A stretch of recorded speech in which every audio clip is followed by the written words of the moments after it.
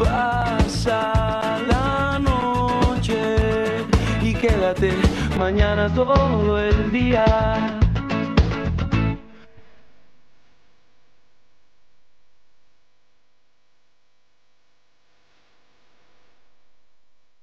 Bueno, muchas gracias por acompañarnos, muchas gracias Andrés Torres. ¿Cómo estás, Andrés? Buenas noches, gracias por venir. Una alegría estar, Jimena, otra vez en tu programa. Para mí siempre es muy grato compartir contigo y con tu teleaudiencia los diferentes temas que venimos a charlar. Gracias, Andrés, gracias por esa gentileza tuya. El ministro de Gobierno afirmó ayer que las desertificaciones que emite Estados Unidos en el tema de lucha contra el narcotráfico es porque no admite los resultados positivos que logró el proceso de cambio en Bolivia desde el 2006. ¿Cuál es tu parecer sobre esto?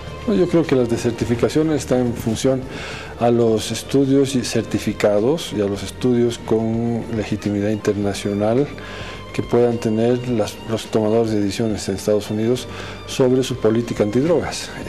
Desde que Bolivia ha decidido tener una certificación unilateral, es decir, lo que yo digo que hay es lo que realmente es, y no tener una validación con instituciones certificadoras que garanticen esos datos, obviamente ha perdido toda legitimidad. Es como cuando tú te prestas dinero del banco y tú le dices al banco, yo tengo tal cosa, pero no quiero que me verifiquen las cosas, ¿no? O cuando tú vas y necesito hacer un negocio y quiero exportar tales cosas, pero no quiero, quiero que admitas los datos que yo te digo, pero que no utilices otras fuentes para validar esa información. Entonces, en Bolivia han habido diferentes fuentes importantes para validar el tema de la producción de coca en el país, como es por ejemplo el estudio de la Unión Europea y diferentes estudios que se han hecho serios que no han dado los resultados que el gobierno dice. Entonces, generalmente los datos internacionales sobre la droga contradicen la autocomplacencia del gobierno sobre este tema. Entonces, no es de extrañarse que el gobierno insista en esta política de autoalabanza, ¿no?, sobre sus políticas de Estado, que van en contradicción de los datos internacionales serios que existen en el mundo profesional de este tema. Sin embargo, recuerdan que esta desertificación no tiene carácter vinculante, no tiene ni efecto moral, siquiera en desmedro del pueblo boliviano, dice, ya que la Oficina de Naciones Unidas contra la Droga y el Delito avala y destaca la estrategia boliviana en esta causa. No, yo creo que la desertificación tiene un carácter vinculante porque le afecta directamente a todas aquellas personas que se beneficiaban de los diferentes aspectos que generaban preferencias para productos bolivianos, exportación a Estados Unidos y diferentes cosas. Entonces, cuando se dice no tiene carácter vinculante, se peca de irresponsabilidad, porque hay montones de bolivianos que están sin trabajo y que han cambiado y han perdido mercados importantes por este tipo de decisiones. Desde 1986, hablemos ya de lo que ocurre con relación a Estados Unidos. La ley le exige al presidente de Estados Unidos que certifique ante el Congreso si las naciones consideradas como productoras o puntos para el trasiego internacional de drogas cooperan con las políticas o medidas de ese país, ¿no?, en la lucha contra las drogas ilícitas. Por favor, coméntanos por qué este proceso de certificación ha sido controversial, ha sido intensamente criticado por un carácter unilateral y politizado también. Bueno, lo que busca la norma de certificación y de desertificación de Estados Unidos hacia el mundo busca la concertación entre las políticas de lucha antidrogas de los países productores con el país, en este caso consumidor, y el país que ha decidido luchar contra las drogas desde Estados Unidos con una política de Estado internacional. ¿Qué quiere decir esto? Se le da preferencia a aquellos países, preferencias especiales para arancelarias de diferentes características, aquellos países que deciden luchar con las drogas en una concertación con Estados Unidos, con la política de lucha antidrogas de Estados Unidos, y generar vínculos de estrategias conjuntas para esta lucha antidrogas. Si tú no te alineas a eso, no quiere decir que tú tengas algún problema, simplemente que Estados Unidos no va a darte las preferencias e incentivos que tiene este país para los países que tienen que aceptan este tipo de acuerdos. Entonces, Estados Unidos ha generado una política de acuerdos a nivel internacional con países que están dispuestos a luchar contra las drogas en una forma concertada. No es una forma de obligar, es una forma de decir, si tú luchas contra las drogas en una política concertada entre ambos países, que podamos medir los resultados. Nosotros premiamos esa concertación y esa lucha conjunta con aranceles especiales para tus productos que ingresen al mercado norteamericano y que puedan competir especialmente con otros países del mundo. Entonces, esa es en realidad la política preferencial que tiene Estados Unidos sobre las drogas en este tema, y en este caso un país que no le interesa, como el de Bolivia, el gobierno de Bolivia en este momento, tener una política concertada con Estados Unidos sobre la lucha antidrogas, obviamente no tiene posibilidades de generar una certificación y beneficiarse de estos aranceles que antes le eran muy positivos al país. De manera consecutiva en los últimos años, el gobierno de Estados Unidos ha desertificado a nuestro país en la lucha contra el narcotráfico. Incluso el presidente Donald Trump ya el año pasado, en un documento oficial, identifica a Bolivia y a Venezuela como los países que fallaron demostrablemente, utilizan este término, con sus obligaciones internacionales de combatir la producción y el tráfico de drogas. Bolivia, Venezuela y, lo que es más importante, ahora el tema de Colombia. El tema de Colombia. Háblame del componente de Colombia. Bueno, hay en Colombia hay una... Colombia está en una política concertada con Estados Unidos en la lucha antidrogas. Por lo tanto, no es lo mismo que Venezuela o que Bolivia. Más aún, con el nuevo ha ganado las elecciones un candidato conservador que tiene más bien una tendencia a mantener y fortalecer esa concertación con Estados Unidos. Colombia sí se ha beneficiado de estas certificaciones de lucha contra las drogas. ¿Qué ha pasado en el resto de los países? Venezuela, Bolivia, etcétera. Ha habido una desconfianza a nivel internacional sobre la estrategia de lucha contra las drogas, y es más, ha habido una constatación a nivel internacional con la captura del hijastro, sobrino, hijo del presidente Maduro, que está preso por narcotráfico comprobado en Estados Unidos. El ex zar de lucha antidrogas en Bolivia está preso, comprobado en Estados Unidos contra las drogas. Ha habido una constatación empírica, real, de una relación directa entre las autoridades de los gobiernos de Venezuela y de Bolivia con el tráfico de drogas. Esto es algo internacionalmente comprobable, constatado y con sentencias ya consumadas en estos temas, en el tema. Por lo tanto, no solamente es una no concertación de lucha contra las drogas, sino una constatación de que existe políticas de Estado desde los gobiernos, no voy a decir política de Estado, complicidad de los Estados con el narcotráfico en estos países, que han generado una desconfianza no solamente en Estados Unidos, sino a nivel internacional, sobre la cartelización continental del tema de las drogas, que genera una economía paralela muy peligrosa y muy nociva para toda sociedad. Esta es la realidad que estamos viviendo. En pocas palabras, para decirlo de forma simple, durante la era de esta alianza Venezuela-Bolivia ha caído el control sobre el tráfico de drogas. El control del tráfico de drogas ha venido desde las políticas de Estado.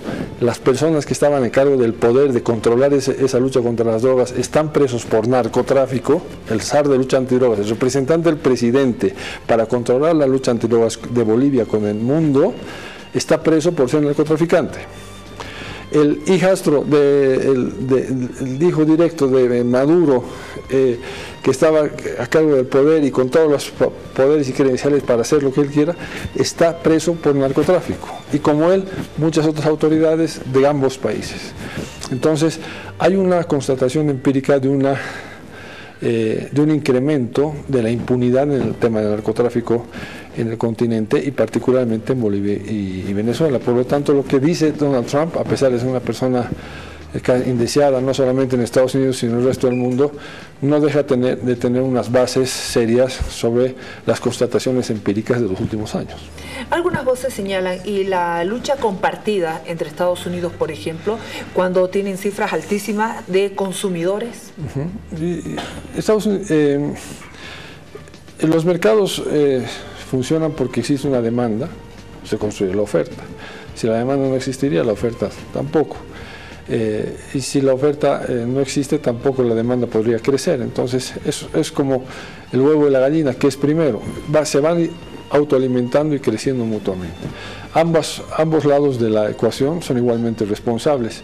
Decir que la producción de las drogas es culpa de que exista la demanda, es tan irresponsable decir que la demanda de la droga existe porque existe la producción.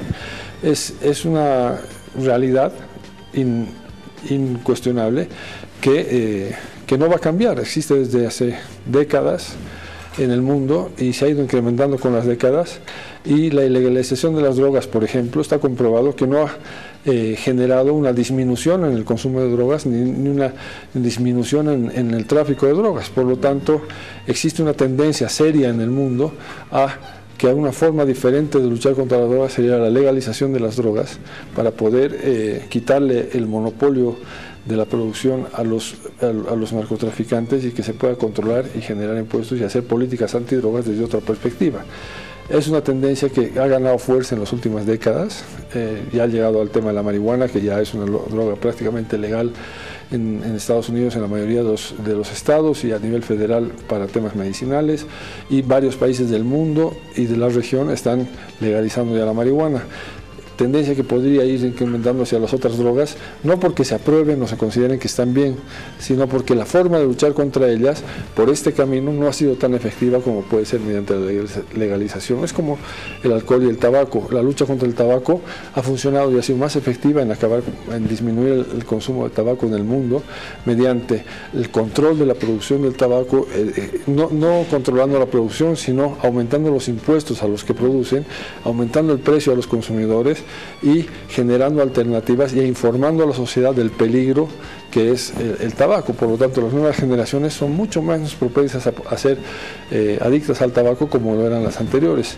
No porque existe una ilegalización del tabaco, sino porque existe una información y una política mucho más sofisticada para luchar contra el consumo del tabaco. Es esta lógica y esta filosofía la que se aplica en la propuesta de legalización de las drogas, que tiene que ver más con una conciencia más real de los verdaderos. Cuando realmente uno quiere acabar con algo, es la forma que utiliza, es cómo podemos realmente ser efectivos en la lucha contra las drogas. Desde el 2007, Estados Unidos se certifica a nuestro país en la lucha contra las drogas. Andrés, el 29 de junio, el presidente Evo Morales descalifica y rechaza el informe presentado un día antes, el 28 de junio, por el gobierno de Estados Unidos, en el que incluye a Bolivia en su lista negra de países que no hacen lo suficiente para combatir el tráfico de personas. Este es otro tema también que provocó la reacción del gobierno al señalar que Estados Unidos no tiene ni la moral ni legalidad para certificar o no el trabajo de otro país. Bueno, el tráfico de personas es un tema mucho más profundo y mucho más preocupante que el tráfico de drogas, sin dejar de ser el tráfico de drogas un tema preocupante. Tal vez sea uno de los flagelos de la humanidad más tristes y más vergonzosos que como modernidad y como sociedades modernas podemos tener. Ha existido desde que el mundo es mundo, era mucho más underground, mucho más subterráneo, mucho más poco conocido en el pasado. No es que haya aumentado en el presente, lo que pasa es que hoy día nos enteramos de la magnitud y de la barbaridad que significa este tema del tráfico de personas, ¿no? Existen redes delincuenciales muy estructuradas a nivel internacional, y si hay algo que se debe trabajar de manera continental y de manera global, más allá de las fronteras, es el tema del tráfico de personas, ¿no? Por lo tanto, si tú quieres hacer una política de control de tráfico de personas y hay países que no están dispuestos a hacer una concertación internacional seria, son vistos como sospechosos, y es por eso este tipo de afirmaciones. el gobierno, el mundo en este momento está haciendo lo posible por generar unas redes de control de tráfico de personas a nivel internacional, que es una de las grandes tareas pendientes, yo creo, de Naciones Unidas y del mundo en la concertación global para garantizar un poquito el tema de la impunidad en este tema. Yo creo que, sin duda alguna, para mí es uno de los temas más tristes, más lamentables y más vergonzosos de la modernidad que no ha podido resolverse. A estas alturas, ¿cómo podrías calificar la relación Bolivia-Estados Unidos? Vamos, en algún momento se ve que el vicepresidente o de pronto están yendo a Estados Unidos, hay alguna relación, alguna posibilidad, de pronto ves estos documentos, ves la afirmación, la posición del gobierno.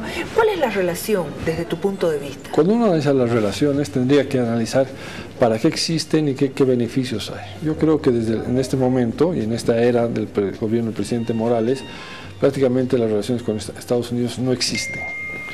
No existen porque no se generan políticas entre ambos países con un objetivo común, sea la reducción del tráfico de personas, sea la reducción del tráfico de drogas, sea el fortalecimiento comercial entre ambos países para exportar e importar diferentes cosas, acuerdos bilaterales que generen beneficios para ambos países, o sea, unas reuniones que digan cómo podemos fortalecer nuestra mirada conjunta del mundo y del futuro y cómo podemos desde cada país beneficiarnos en algunas cosas. Eso no existe. Ese tipo de conversaciones, ese tipo de posibilidades no existen, no se dan. Hay algunos temas culturales, algunas cosas que de visitas a Estados Unidos en temas culturales, de Estados Unidos, pero nada más. Que yo creo que estamos en la peor época histórica de Bolivia en la relación con Estados Unidos, que es uno de los países más importantes del mundo, no solo en su mercado y en su capacidad de compra para productos de exportación, sino además en su influencia a nivel global, ¿no? Entonces, estamos también en una época de cambio a nivel global. Antes Estados Unidos era mucho más importante de lo que es ahora. Estados Unidos tenía la importancia de generar la demanda mundial principal y a partir de esa demanda se generaba una influencia total en el globo. Hoy día eso ha cambiado, tiene un presidente que es criticado a nivel global en todos los aspectos, está en una etapa muy vergonzosa, pero hay ciertas cosas de Donald Trump que irónicamente favorecen a Bolivia. Por ejemplo, Donald Trump es el representante de una élite que quiere privilegiar el tema de la venta de armamentos, que quiere privilegiar el tema del proteccionismo, que quiere privilegiar el tema de generar conflictos para que ese armamento sea comprado y producido y esas empresas ganen dinero. Y ese tipo de políticas muy conservadoras, ultraconservadoras, ¿qué hacen? Generan incertidumbre, generan la generación de más conflictos, compra de más armamento, compra generación más incertidumbre sobre el tema económico, que genera una subida del precio del petróleo y genera, en resumen, dos cosas importantes: mayor precio en el petróleo, subida del precio del petróleo y subida en el precio de materias primas, que son cosas que le afectan directamente a la economía boliviana y que nos benefician como bolivianos, porque los precios de las materias primas altos y el precio del petróleo más alto le genera un incremento en las expectativas y en la economía boliviana. Por lo tanto, paradójicamente, una persona tan nefasta como Trump para el mundo es beneficioso para países que producen materias primas para armamento y que producen y indexan su precio del gas al petróleo. Por lo tanto, es muy triste decirlo, pero es verdad. Muchas gracias, Andrés. Como siempre, impecable tu presencia y yo sé que la gente aprecia mucho lo que tú dices. Gracias por venir. No, Jimena, para mí es siempre un placer estar aquí y poder conversar contigo y con toda la teleaudiencia. Muchas gracias, Andrés Torres, politólogo, acompañándonos esta noche aquí en el Jaque Mate sobre la relación Bolivia-Estados Unidos, el tema de certificación, drogas, tráfico de personas y obviamente el tema político. Vámonos a la pausa, enseguida volvemos.